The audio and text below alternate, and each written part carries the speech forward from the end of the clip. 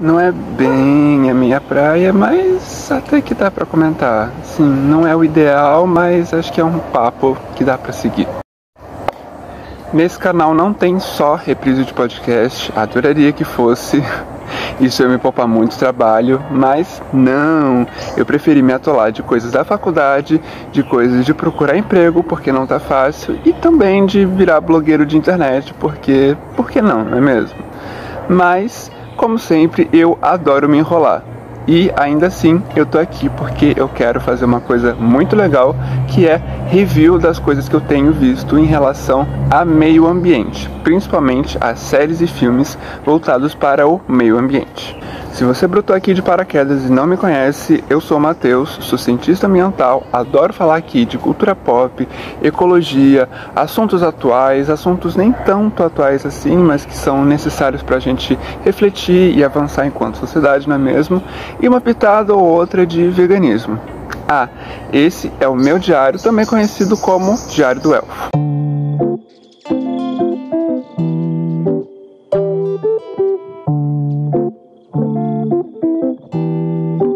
Como você já deve ter reparado na thumbnail ou em algum lugar da tela ou até mesmo no título, a gente vai falar hoje, a gente no caso eu, né?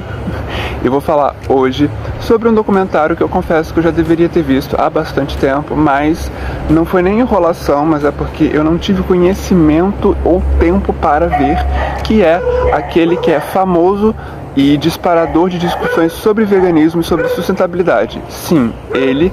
Cowspiracy. E já ouvi muito sobre ele, já vi muita gente fazendo review, já vi inclusive o Seaspiracy, que é a variante, digamos assim, do Cowspiracy, mas no lugar de falar da carne, da agropecuária, fala-se sobre a indústria da pesca e o peixe em si. Então, eu vi o Seaspiracy primeiro do que o Cowspiracy. Não é a melhor das ordens, mas foi a ordem que eu consegui me dispor a ver. E ainda assim, eu acredito que Cowspiracy é um dos documentários mais completos em relação às discussões que giram em torno de meio ambiente, de repensar consumo de carne, de repensar o impacto que a gente tem enquanto sociedade nas decisões do que a gente come, porque sim, falar sobre comida também é se posicionar politicamente. E isso é deixado bem claro, apesar de ser um documentário feito em 2014, né? Faz um tempinho já, algumas informações precisam estar bem mais atualizadas, mas é um começo. Assim como o documentário é bem mais antigo, que é bastante citado inclusive no Cowspiracy, que é Uma Verdade Inconveniente, do Al Gore. Esse Uma Verdade Inconveniente eu inclusive vi quando eu era criança, na escola. E naquela época também foi um super burburinho, porque as pessoas estavam começando a despertar, digamos assim, para o perigo que a gente está correndo de parar de existir, porque a gente está causando a nossa própria extinção, não é mesmo? Com todos os impactos ambientais, com todo o fomento que a gente dá, né, para as indústrias que poluem e tudo mais, que é tratado tanto no Uma Verdade Inconveniente quanto no Cowspiracy e também no Seaspiracy, que eu vou falar em outro vídeo. Por falar em outro vídeo, se você gosta desse tipo de conteúdo, não esquece de comentar aqui embaixo, de deixar o seu gostei e de recomendar para outras pessoas, porque isso que eu tô fazendo é um trabalho de graça. A Netflix não tá me pagando para fazer isso. Acredito que muitas emissoras não me pagariam para fazer esse tipo de review, porque eu tô fazendo isso por livre e espontânea vontade, não é livre e espontânea pressão. Cuidado. Então, se você gosta desse tipo de conteúdo, não esquece de fazer com que essa sua opinião seja vista por mim, porque é assim que a gente cresce enquanto comunidade. Ao longo de todo o documentário, na verdade, esses dados são repetidos até para fazer com que o público absorva de uma melhor maneira esse tipo de informação, que é basicamente a questão das emissões dos gases do efeito estufa, as emissões de gás carbônico, as emissões de metano e todas essas emissões que a gente vem vendo ao longo do tempo aumentando de uma maneira muito crítica e de uma maneira muito preocupante. Já naquela época, em 2014, isso era preocupante, principalmente agora, 8 anos depois, em 2022, isso está sendo cada vez mais discutido. Não só para falar da Agenda 2030, mas sobre outras questões e outras metas que a gente tem visto tanto a ONU quanto outras organizações e quanto outras entidades no campo ambiental e no campo político também vêm discutindo. Esses dados, por mais que tenham sido colocados de novo 8 anos atrás, são dados extremamente relevantes. Além disso, eu queria deixar claro que, infelizmente, o que o Kit, o Kip, na verdade, que é o nome do protagonista, desejou tanto naquela época, infelizmente não mudou, que é a mentalidade das pessoas. De 8 anos pra cá, as pessoas continuam gastando muito, as pessoas continuam poluindo muito e as pessoas continuam não sabendo o verdadeiro impacto que elas têm com todas essas ações. Por mais que ações individuais, como uma coisa muito discutida durante o documentário, não são exatamente as causadoras desses impactos, ainda assim, não saber o que acontece ao redor do mundo também é uma maneira de você impactar a si mesmo e aos outros, né? Essa ignorância que muitas pessoas escolhem ter em relação ao que acontece no mundo inteiro. E isso a gente pode começar, por exemplo, falando sobre as emissões, dos gases de efeito estufa, que naquela época, em 2014, o levantamento era o seguinte: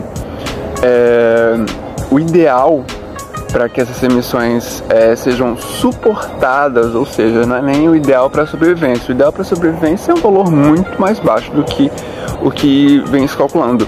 Mas o ideal para que a gente tenha algum nível de suporte e sobrevivência é de 350 partes por milhão de emissões de gás carbônico.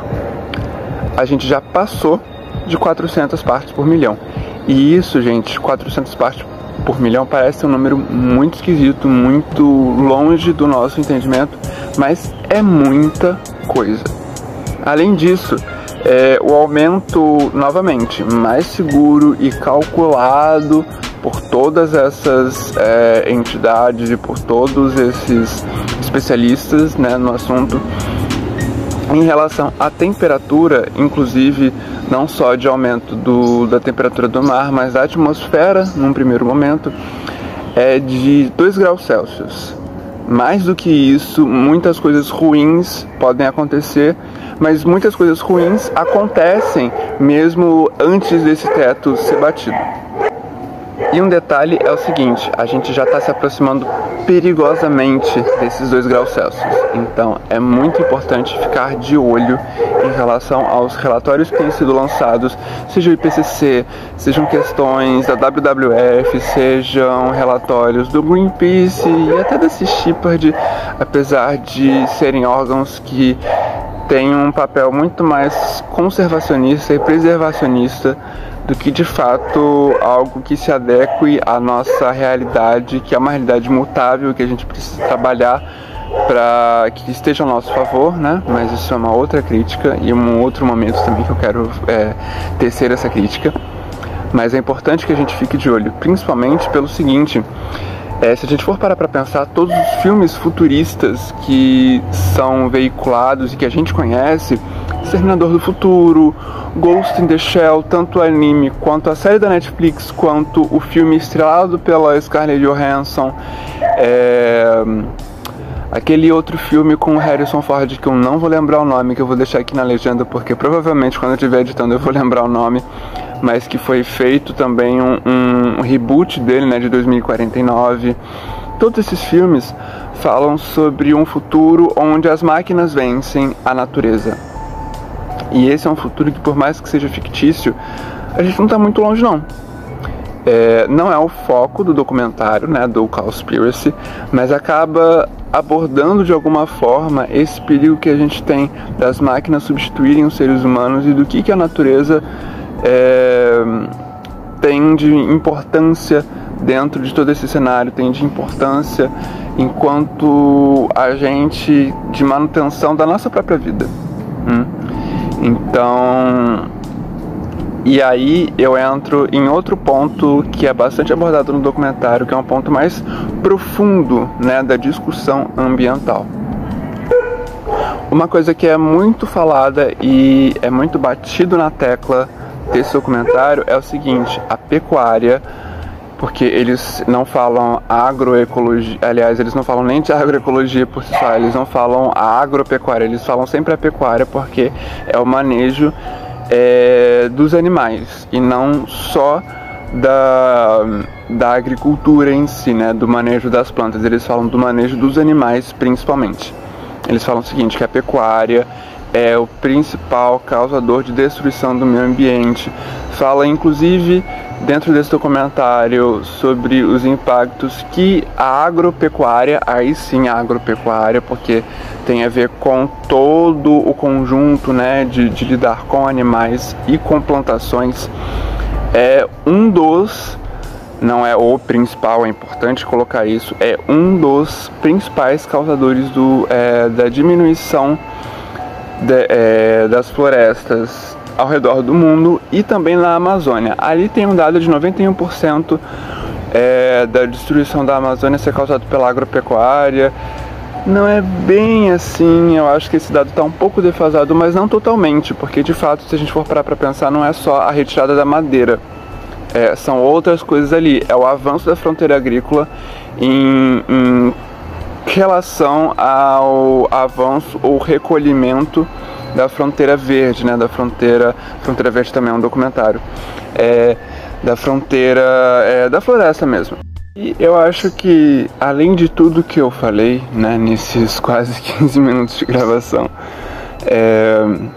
a mensagem importante que eu acredito que o filme passa, que eu gostaria de colocar aqui para ser refletida, é o seguinte: quando a gente para pensar, se os Estados Unidos ou qualquer outra nação que se diga a maior nação do mundo em termos X, em termos de concentração de renda, em termos de concentração de terras, em termos de concentração de qualquer outra coisa, se a gente for parar para analisar o padrão de consumo dessa nação, desse país, e tentar replicar esse consumo, né, essa demanda das pessoas dentro desse país para o restante do mundo, a conta não fecha.